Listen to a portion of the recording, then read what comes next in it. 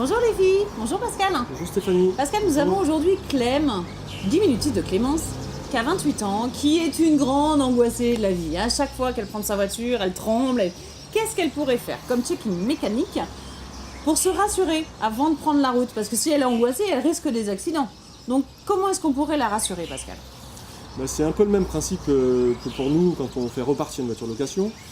Il faut regarder l'état de ses pneus, la pression de ses pneus, ses niveaux, globalement qu'il n'y ait pas effectivement, comme pour les voitures de location, pas de voyants bizarres ou rouges en tous les cas qui s'allument au démarrage et qui restent allumés. La pression de ses pneus? La pression de ses pneus, c'est bien, je pense de le faire. L'état de ses pneus, comme je viens de vous le dire, et puis tous les niveaux, eau, huile, voilà, pour être tranquille, savoir qu'il ne va pas se passer quelque chose de grave pendant le trajet au niveau du moteur. Le conseil principal qu'on peut donner à Clem avant de partir à faire un long trajet, c'est quoi? Si elle veut vraiment être tranquille, la meilleure solution effectivement c'est de passer voir son garagiste qui va passer une petite demi-heure sur la voiture pour jeter un œil sur les plaquettes de frein et sur les niveaux. Et s'il n'y a pas grand chose à faire sur sa voiture, ça peut lui coûter 25 ou 30 €, mais au moins elle est tranquille pour son parcours. Comment est-ce qu'on peut aider les filles à reconnaître, à faire la différence entre essuie-glace, liquide de refroidissement, l'huile? Parce que c'est pas les mêmes symboles. Je sais un truc, les essuie-glaces, c'est un pare-brise avec de l'eau. Et les essuie-glaces balayent le pare-brise. Pour l'huile, c'est quoi? Pour l'huile, c'est simplement une jauge qu'il faut tirer, alors il faut se munir d'un chiffon. Mais il y a le symbole. Le symbole que tu as dessus est une petite burette d'huile. Une burette, c'est quoi une burette?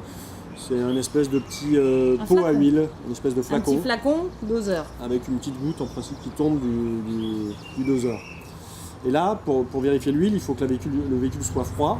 Obligatoire. Obligatoirement, il faut tirer la jauge. Obligatoire les filles. L'essuyer avec un chiffon et la remettre dans son logement pour après la retirer une seconde fois pour vérifier que l'huile soit au bon niveau. D'accord. Donc ça c'est l'huile. Ça c'est l'huile.